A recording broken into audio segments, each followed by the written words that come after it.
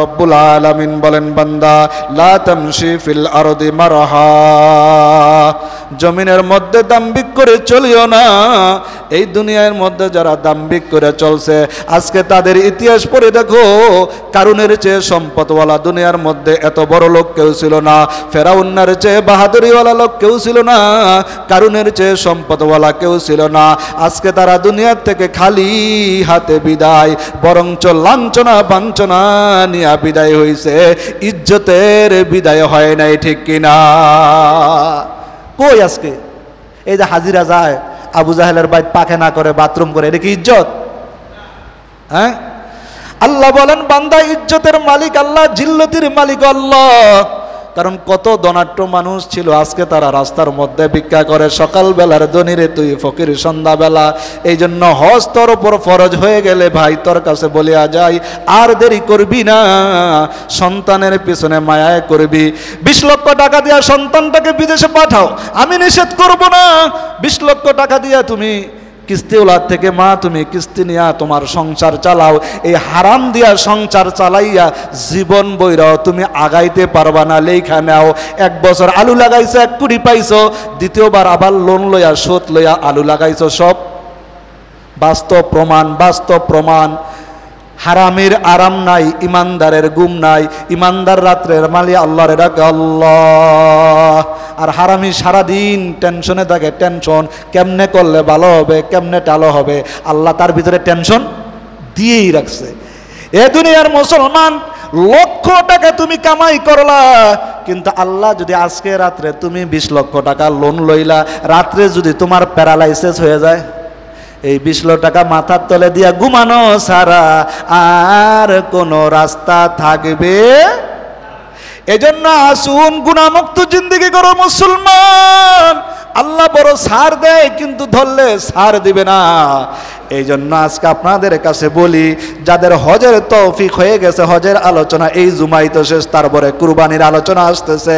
এই জন্য হজের মধ্যে আল্লাহ তাআলা কি রেখে দিয়েছে, যে ব্যক্তি কাবা ঘরের সামনে চক্কর লাগায়, ওই কাবা ঘরের মধ্যে যখন চক্কর লাগায়, লাব্বাইক আল্লাহুম্মা লাব্বাইক, আমার মাওলা কয়, দেখ দেখ ফেরেশতা, আমার বান্দা সন্তানের পাগল হয় নাই, স্ত্রীর পাগল হয় নাই। ওই দূর দূরান্ত বাংলাদেশ থেকে, ইউরোপ থেকে, আমেরিকা থেকে কিচ্ছু আনে নাই, মাত্র 2 টুকরা কাপড় গায়ে দিয়া আমি আল্লাহর দরবারে হাজিরা দিয়েছে। আমি আল্লাহ তার হজকে কবুল করে তাকে মাসুম বানায়া ঘরে ফিরাই দিলাম। সুবহানাল্লাহ।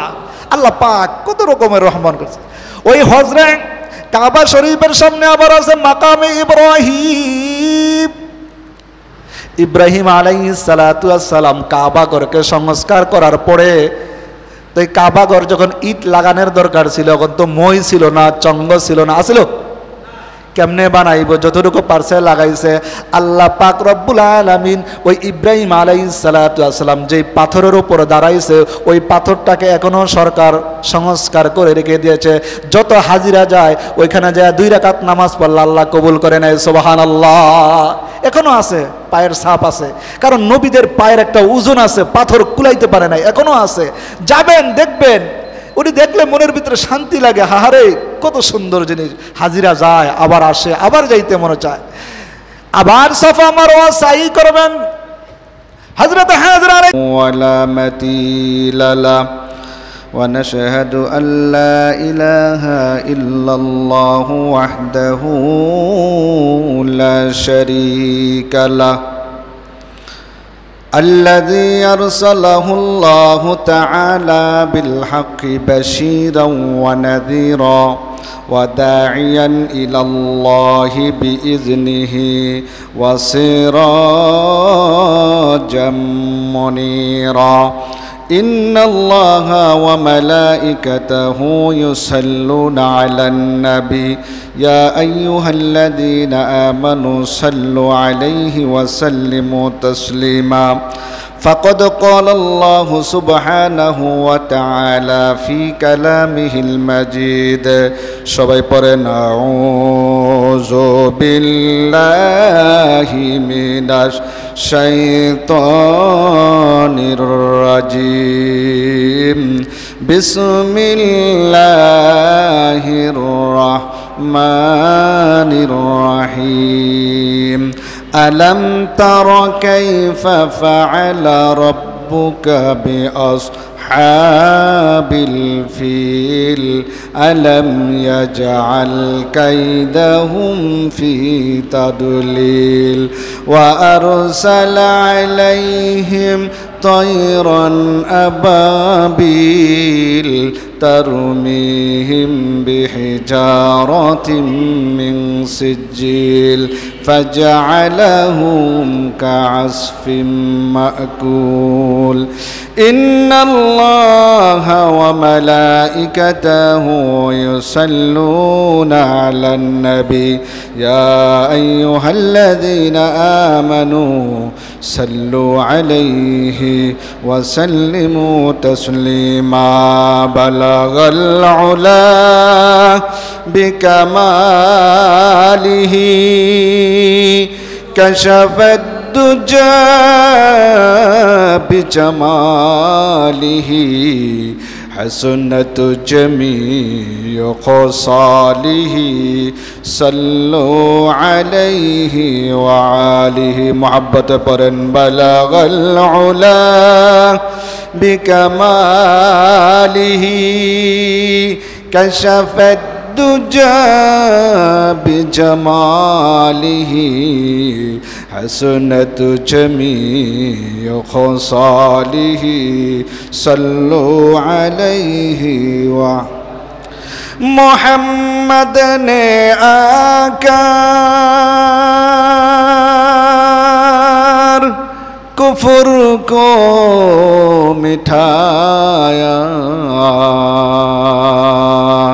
کفر کو مٹھا کر صداقت بتایا بلغ العلا بکمالہ کشف الدجى بجماله حسنت جميع خصاله صلوا عليه وآله لا إله إلا الله لا إله إلا الله لا إله إلا الله لا إله إلا الله لا إله إلا الله لا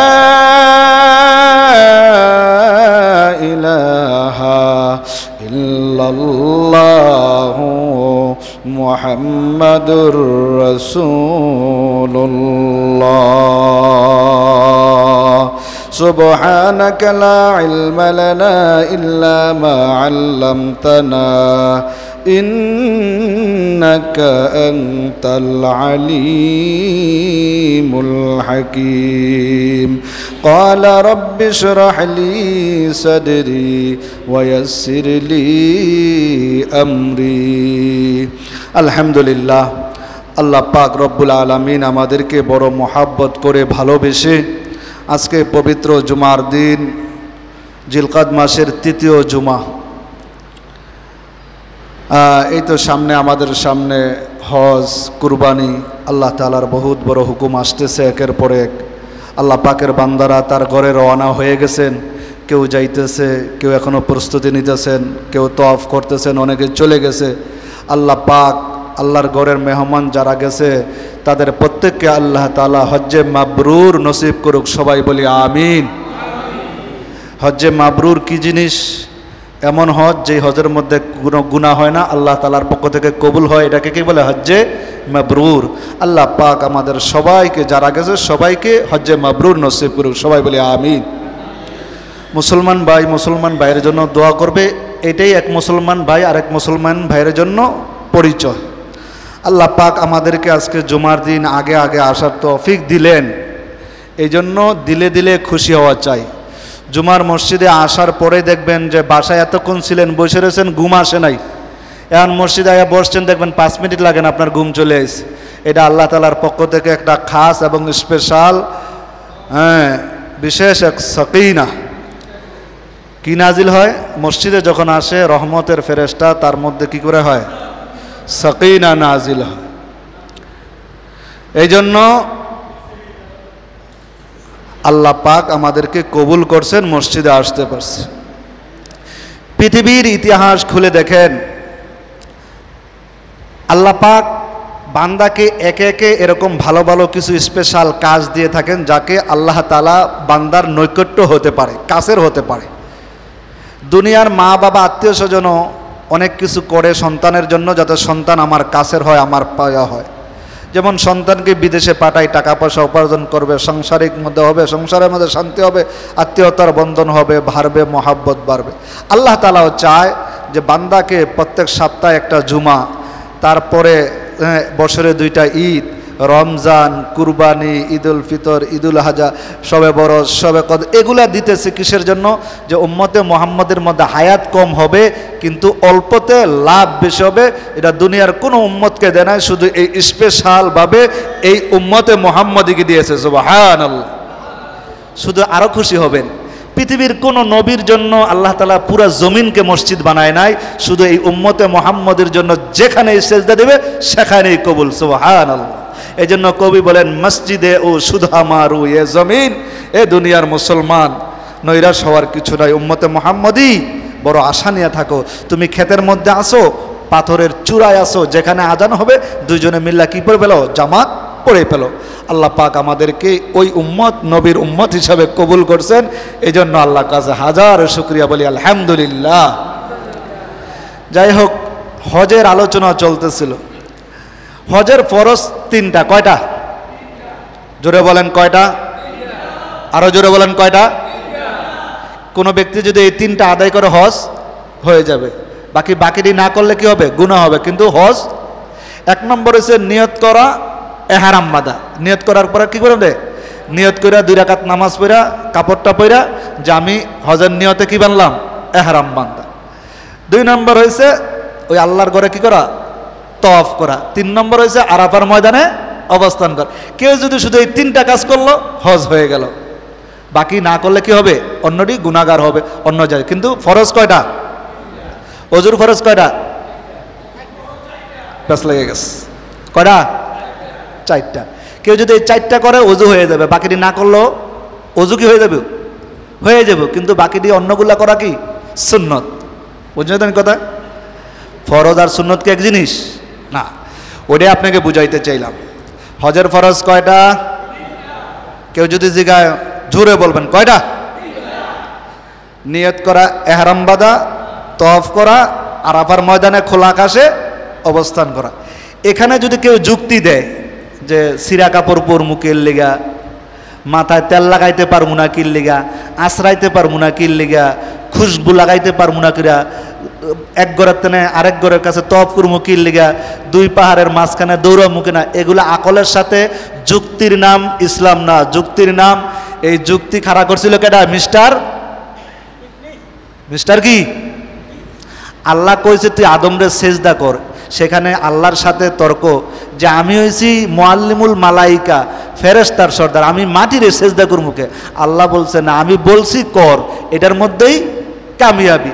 যদি ভালো সন্তান হয়, মা বাবা যদি কোনো হুকুম করে, সন্তান কোনো তর্ক বিতর্ক করবে না, যে আব্বা বলছে বাস এটাই, মুরব্বীরা বলছে এইটাই, মানার মধ্যে কি হয়েছে? কামিয়াবি। বেয়াদব আল্লাহর রহমত থেকে বঞ্চিত।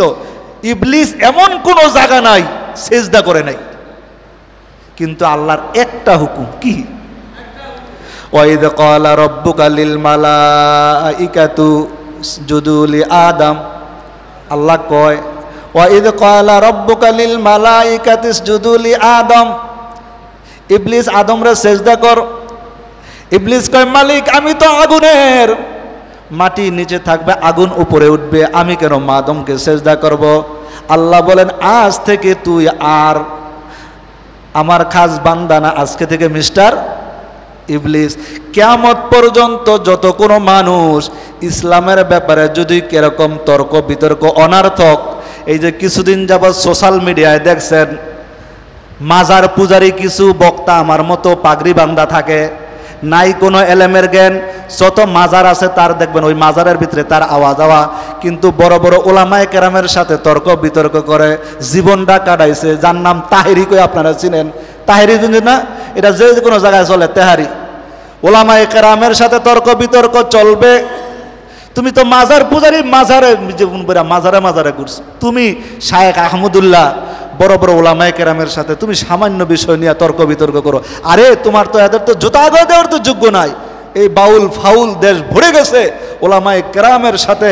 কিছু আছে ওলামায়ে সু, বুঝেন তো, আলু আছে নাম বিক্রমপুরের, এটা যে কোনো তরকারি চলে, মাজারেও চলে বাজারেও চলে, ওরা সব চলে। এগুলা দিয়া ইসলামের ক্ষতি ছাড়া লাভ হবে? এগুলা এই সমস্তদেরকে খবরদার, সাবধান। কিছু বন্ধু বান্ধব আপনার থাকবে, চলো ভাই উরুসে যাই, চলো ওই মাজারে যাই। মাজারে যাওয়া এটা কোন ব্যক্তি বুঝে যে এটা ভালো জিনিস? মাজারে কি হয় দেখছেন না? কি হয়? যেখানে মজা আছে সেখানে কি আছে? মাজার আছে। মহিলা পুরুষ একসাথে, এটা শরীয়তের বিধান লঙ্ঘন না? আপনি বুঝেন, মহিলা পুরুষ একসাথে হওয়ার কোনো সুরত আছে? 24 ঘন্টা যেটার কোনো কাজা নাই সেটা কি? পর্দা। কি পর্দা? যেটা কি আপনারা যে বলেন মহিলা মরছে মাইকিং করেন না, তার মানে কি? ইজ্জত, পর্দা। আম্মা জান আয়েশা যখন দুনিয়ার থেকে চলে যায়, এলান করে দিও যত তাড়াতাড়ি পারা হয় আমাকে দুনিয়ার থেকে যত তাড়াতাড়ি বিদায় করা যায়। আম্মা জান আয়েশার ছেলে ভালো মানুষ দুনিয়ার মধ্যে আছে নাকি? এরকম দামি মানুষ? তাই আপনি কোথায় থেকে পাইলেন? যাই হোক, সেই আলোচনা না, হজের আলোচনা। হজ কয়টা ফরজ? আল্লাহ পাক সবার দিলের ভিতরে আশা আছে, দিলে নিয়ত করেন। কেমনে নিব সেটা কে জানে? আপনি এটা মাথায় ঝুঁকাইতে পারবেন না। কেমনে গেছেন? গতকাল বলছিলাম না, ইমাম বুখারীর উস্তাদ, সেই ব্যক্তি হজ করতে পারে না, কিন্তু মুসির দোয়া হজের কবুল হইছে। মুসির লগে আল্লাহর লগে কি সম্পর্ক? আরে কৃষকের লগে মুসা নবী আল্লাহর লগে যে সম্পর্ক নাই, কৃষকের লগে সেই সম্পর্ক আল্লাহ রাখিয়ে দিচ্ছে। কারণ আল্লাহ ব্যক্তি দেখে না। ইন্নাল্লাহা লা ইয়ানজুরু সুওয়ারিকুম ওয়ালাকিন আমালিকুম। আল্লাহ বলেন ওয়ালাকিন কুলুবিকুম। বান্দা, তোর চেহারা সুরত আমার কাছে পুষবে না।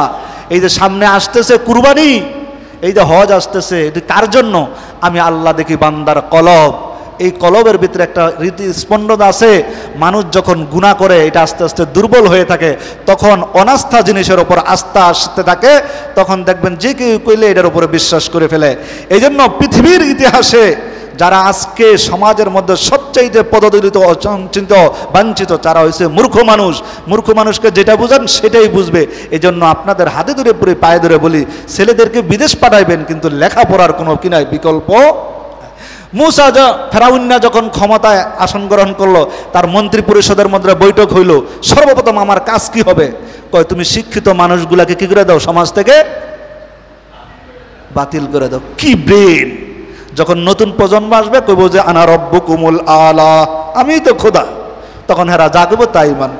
আজকে আমাদের সমাজে দেখলাম ছোট ছোট বাচ্চা লেখাপড়া করে না। আহা, কি অবস্থা! কি হবে? টাকা পয়সা দিয়ে কি হবে আপনার? এই ছেলেটা কি অন্ততপক্ষে মেট্রিক পাস করতে পারে না? বাংলা লিখকে তো লেখাপড়া করা নিষেধ ইসলামে। আপনার ছেলেরা লেখাপড়া করান, স্কুলেই পড়ান, আমি নিষেধ নাই, কিন্তু নামাজ পড়বে, রোজা রাখবে, স্কুলে পড়বে। মাদ্রাসায় পড়া জরুরি না ভাই। তলাবুল ইলমি ফারিজাতুন আলা কুল্লি মুসলিম ওয়াল মুসলিমা।